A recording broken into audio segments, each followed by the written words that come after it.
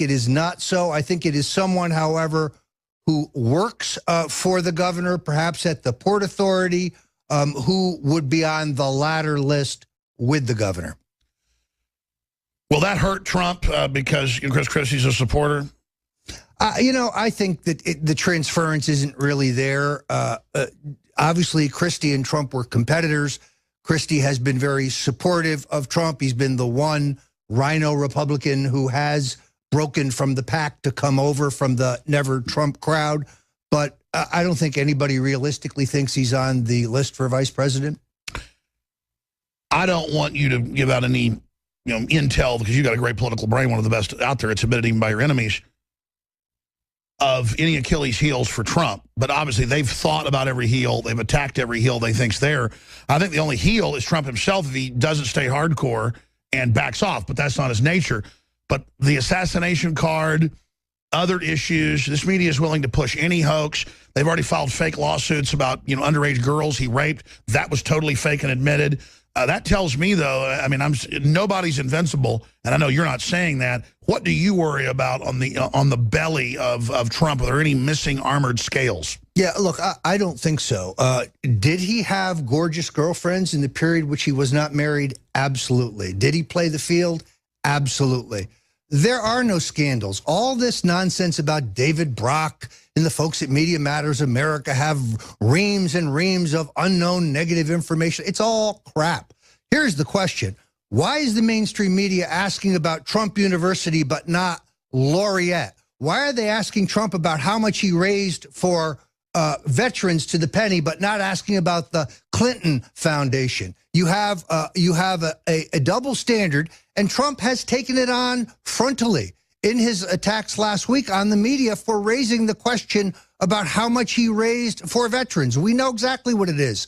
$5.6 million. That's how much, with another 600,000 pledged and yet to be collected. In other words, the exact $6 million that Trump said it was months ago. And this is a hit job. They turn everything into something evil. He's at an event. He says, I have pledged from donors and myself $6 million. And then that's how pledging works. Whether it's NPR or anything, then you send the money. You call in and go, I pledge $500. They go, good. You get the coffee mug and the sweater. And then you write the check. He says, I have $6 million pledged. And they turned that into deceit. Yes. Look, it is... We're playing a game against a stacked deck. You're going to have a movement here, and I think everybody knows this, and Trump called it when he said it was rape.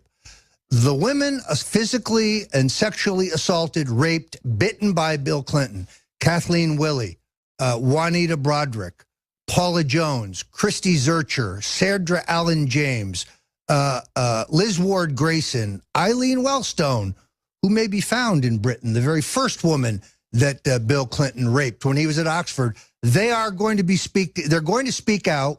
They're not going to be stifled and suppressed and threatened this time. And here's what will happen, Alex. There's going to be an attempt once again to discredit them. What do the Clintons always do? Attack the women. Attack the women. But this time there's the internet and the new media that together is even more powerful than the whore media, the Brian Williams, Katie Couric, Decepticon media. But they're going to say, oh, these women have been paid to say that. These women are ideologically motivated. These women are lying. No, folks, these women are telling the truth. They were browbeat. They were suppressed last time. They will not be. I can see TV ads where it shows Hillary and Bill denying it, and then cut to Clinton going, I did not have sex with that woman, Monica Lewinsky.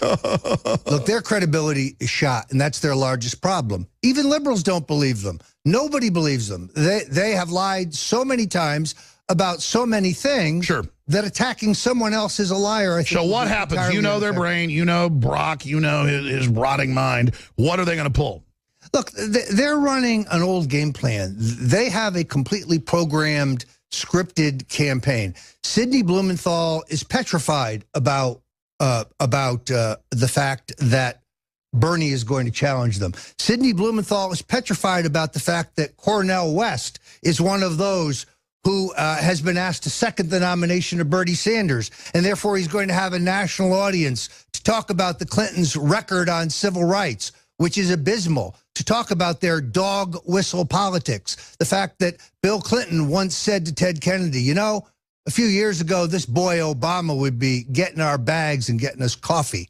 So that's the real Bill Clinton. The Bill Clinton who signed 3 strikes you're out. The reason so many young black Americans are incarcerated for possession of small amounts of drugs is so Bill Clinton could be looked tough going into his 1996 And by the way, that's what's so crazy. They hang out with Grand Dragons. They really are the scuzzy end of the Dixie Mafia, literally. For folks that don't know what that is, I mean, I live here, okay, I know. And it's just crazy. You get around Dixie Mafia people, and I've been around them, most of the top Democrats in town, I mean, they are the most racist people I've ever seen. And you're just like, it's like, what on earth? And then I tell you. Most African Americans don't know the story of Ricky Ray Rector. Ricky Ray Rector was a retarded African American man convicted in Arkansas. Hillary pushed Bill to execute him on the eve of the New Hampshire primary in 1992 so that they could look tough on law and order. Every African American in this country needs to know the name of Ricky Ray Rector before this election. And by the way, we're not just saying this. I don't just to win political points just say they're racist. I mean, the Clintons are anti-human scum. I mean, they are. Is there anybody worse than them except maybe Kim Jong-un?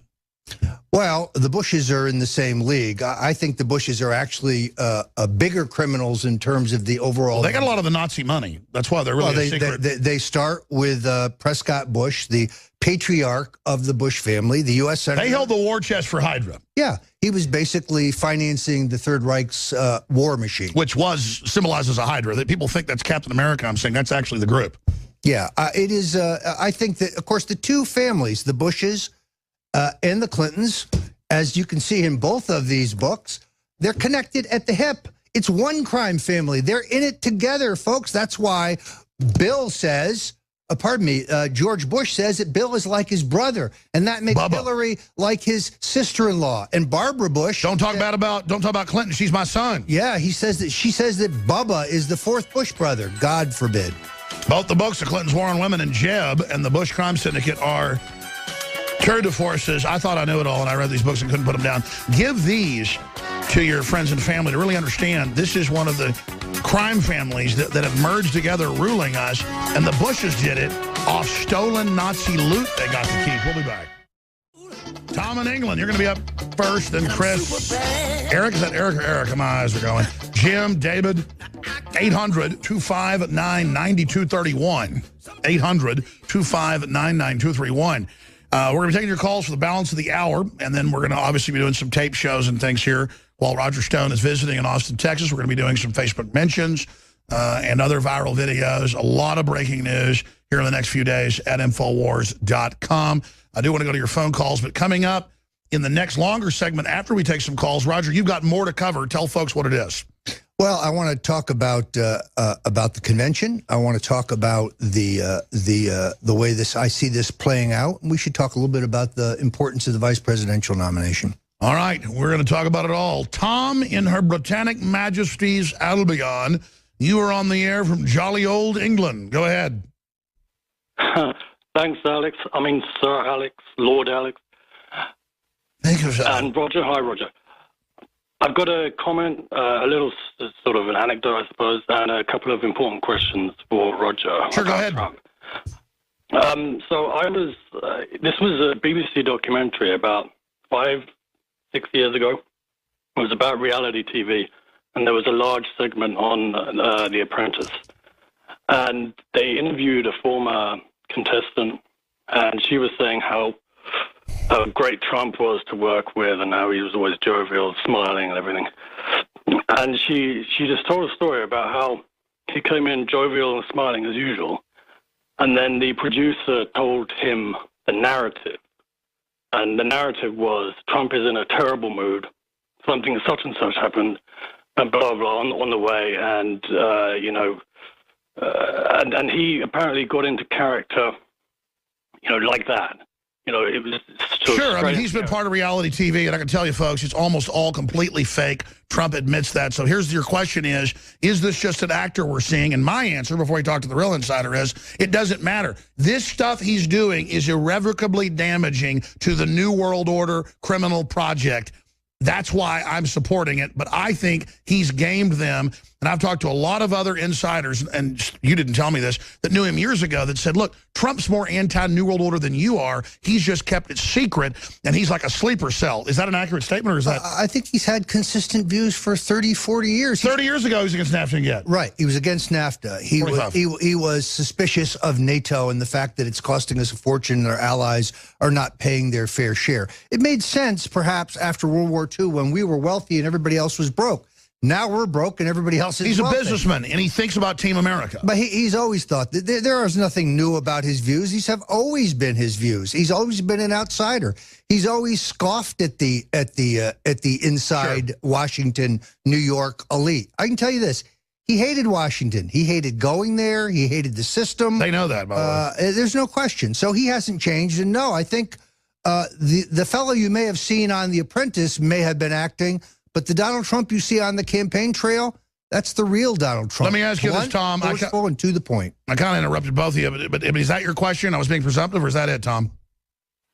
It wasn't really my... I mean, I've got other questions. Go ahead. But yeah, I was just going to say that not all of his views are consistent with what they were a few years ago.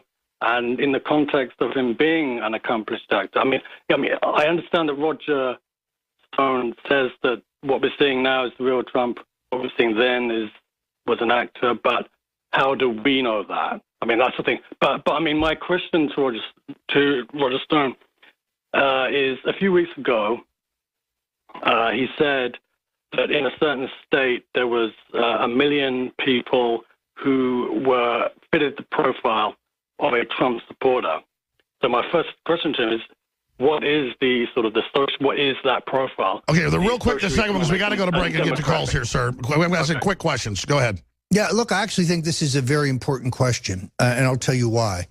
The Trump voter can be analytically profiled. We know exactly who he and she are.